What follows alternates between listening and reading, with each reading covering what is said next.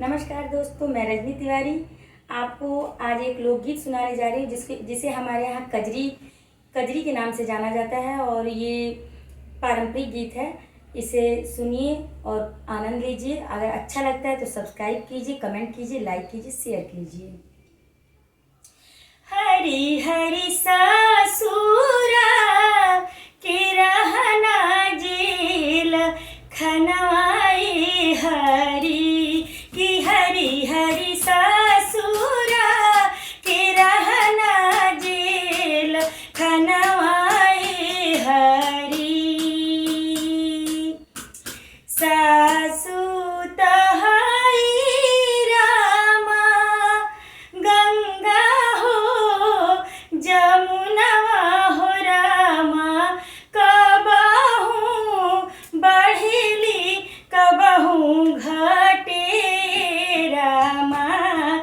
हरी हरी ससुरा के रहना जेल खनवाई हरी। ससुरु तहमे रामा काली हो बदरिया हो रामा कबहू गरजे कबहू बरसे हो रामा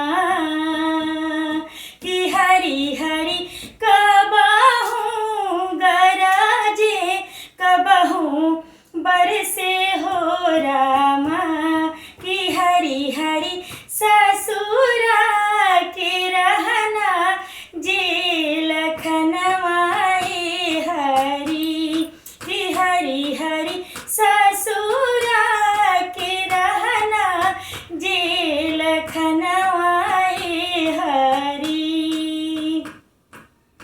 हो गोतिनी तहाई रामा गोतिनी तहाई रामा बादर के हो बरखवा हो रामा कबहू बरसे कबहू सूखे हरी कि हरी हरी ससुरा के रहना जेल खनवाई हरी।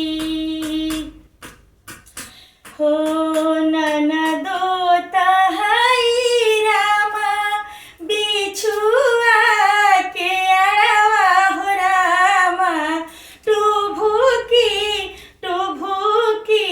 जनवा ले लिए हरी कि हरी हरी ससुरा के रहना जेल खनवाई हरी।